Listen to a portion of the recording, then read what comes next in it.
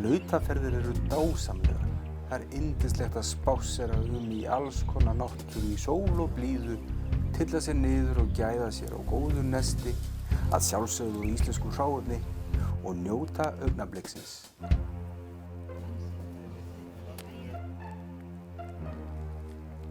Dafnar fé, dafnar frændur.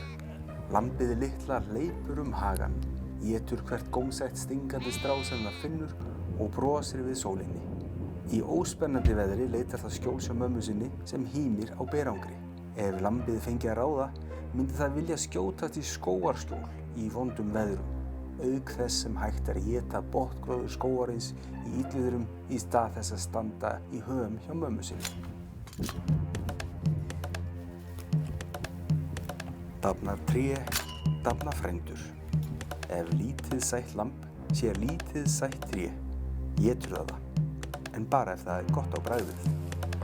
En ef tréð orðið stálpað og nokkuð stórt, það í hæsta máta sátt við félagsskap beitardýra, auk þess sem létt beitarálag bætir rætur botngróðurs og styrkir.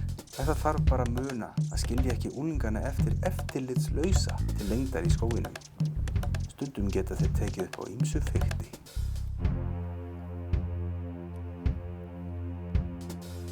Dafnar lundur, dafnar bændur. Smölun skemmtileg iðja en mannfrek og tímafrek.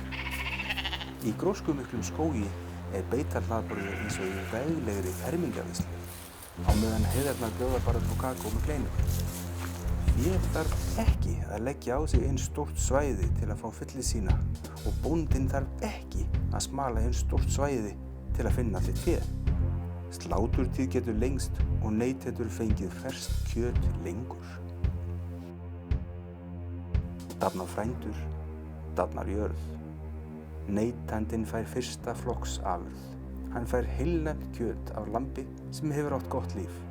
Hann fær vöru sem fer vel með landið og rýrir ekki í landgæði. Hann fær vöru úr heimabyggð.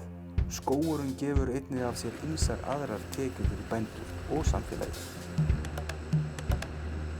Sauðfjárbúskapur og skógrækt eiga vel saman. Trén dafna vel. Þau eru áreiðanlegasta leiðin til að binda kolefni. Það sækir í skóginn, rétt eins og við mannfólkið sækjum í lautaferðir.